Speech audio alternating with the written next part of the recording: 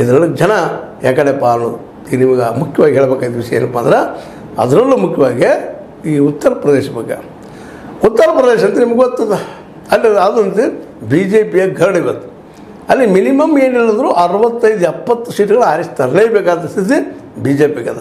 ಯಾಕೆಂತಂದ್ರೆ ಅದೊಂದು ಅಲ್ಲೇ ಅವ್ರ ವಿರೋಧಗಳು ಇಲ್ಲದಂಥದ್ದು. ಬಟ್ ಅಲ್ಲಿಯೂ ತ್ರಾಸವಾಗಿದೆ ಇವರು. ಯಾಕಂತಂದ್ರೆ 27 ನಂತರ ಮೋದಿ ಅವರು ಅಂದರೆ 26-20 ಇಲೆಕ್ಷನ್ ನಡೆದ. ಇದು ಮುಗಿದ ತಕ್ಷಣ ಉತ್ತರ ಭಾರತಕ್ಕೆ ಹೋಗೋರಿದ್ದಾರೆ, ಅಲ್ಲೇ ಪ್ರಚಾರಕ್ಕೆ ಹೋಗ್ತಾ ಇದ್ದಾರೆ. ಅಲ್ಲಿ ನಮ್ಮ ಆಟ ನೋಡೋಗಿರೋ ಮಾತಂದ್ರೆ ಏನು, ಪ್ರತಿ ಮನೆಗೂ ಈ ಮ್ಯಾನಿಫೆಸ್ಟೋ ಹಂಚುವಂಥದ್ದು ಮಾಡೋರಿದ್ದಾರೆ. ಯಾಕಂದ್ರೆ ಅಲ್ಲಿ 80 ಸೀಟುಗಳಿದ್ದಾವೆ. 80 ಸೀಟ್ ಅಂದರೆ ಒಂದು 15 ಕೋಟಿ ಜನ ಅಲ್ಲಿ ಬಡತನದ ರೇಖೆ ಕೆಳಗಿದ್ದಾರೆ, BPL ಕಾರ್ಡ್ ಹೊಂದಿದವರು. ಆ ಜನಕ್ಕೆ ಎಷ್ಟು ಸಿಗ್ತದೆ? 5 ಕಿಲೋ ಸಿಗ್ತದೆ ಮೋದಿ ಅವರಿಂದ. ಈಗ ಈ ವರ್ಷಕ್ಕೆ ಒಂದು ಕುಟುಂಬಕ್ಕೆ 1 ಲಕ್ಷ ರೂಪಾಯಿ ಕೊಡ್ತಾರೆ. ತಿಂಗಳು 8-8.5 ಸಾವಿರ ರೂಪಾಯಿ ಆಯಿತು.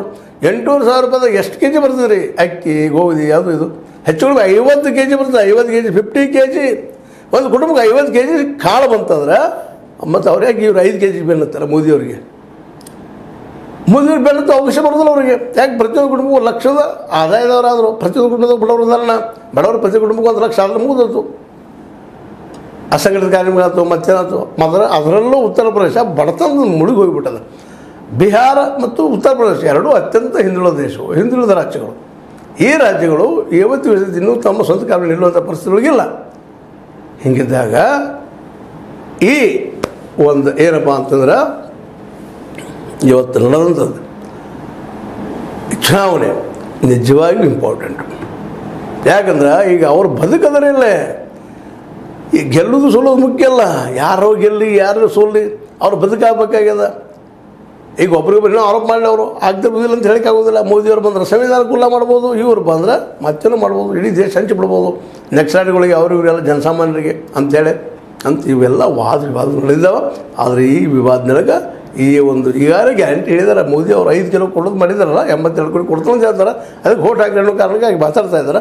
ಆದರೆ ಇವತ್ತು 50 ಕಿಲೋ ಅಕ್ಕಿ ಕೊಡುವಂಥ, 50 ಕಿಲೋ ಅಕ್ಕಿ ಸಾಮಾನುಗಳು ಉಳಿದ ಆಹಾರ ಪದಾರ್ಥ ಕೊಡುವಂಥ, ತಿಂಗಳಿಗೆ 8,500 ರೂಪಾಯಿ ಕೊಡುವಂಥ ಮಾತನ್ನು ಇವತ್ತು ನಮ್ಮ ರಾಹುಲ್ ಅವ್ರು ಮಾತಾಡಕತ್ತಿದ್ದು.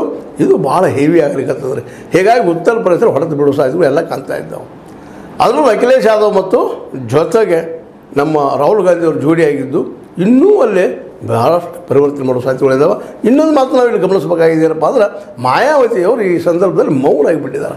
ಅವ್ರು ಇಲ್ಲಿ ಏನೋ ಅನ್ನುವಂಥದ್ದು. ಇದರಿಂದಾಗಿ ಅದರ ಬೆನಿಫಿಟ್ ಏನಪ್ಪ ಅಂದರೆ ಕಾಂಗ್ರೆಸ್ ಮತ್ತು ಈ ಒಂದು ನಮ್ಮ ಅಖಿಲೇಶ್ ಯಾದವ್ ಸಮಾಜವಾದಿ ಪಾರ್ಟಿಗೆ ಆಗೋ ಸಾಧ್ಯತೆಗಳಿದ್ದಾವೆ.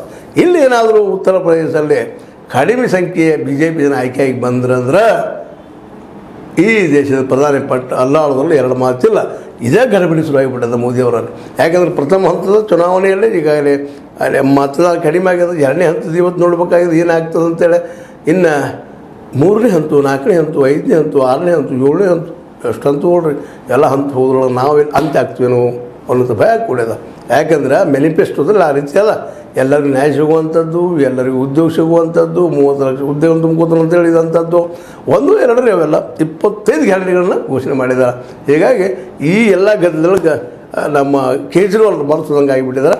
ಈಗ ರಾಹುಲ್ರು ಈ ಒಂದು ಲೀಡರ್ಶಿಪ್ ತೊಗೊಂಡ ಇವತ್ತು ವಿರೋಧಿ ಬಣದ ಇಂಡಿಯಾ ಬಣದ ಲೀಡರ್ ಯಾರು ಅಂತಂದ್ರೆ ಸಹಜವಾಗಿ ಏನಪ್ಪ ಅಂತಂದ್ರೆ ರಾಹುಲ್ರು ಅನ್ನುವಂಥ ಪ್ರಸಂಗ ಬಂದುಬಿಟ್ಟದೆ ಇವತ್ತು.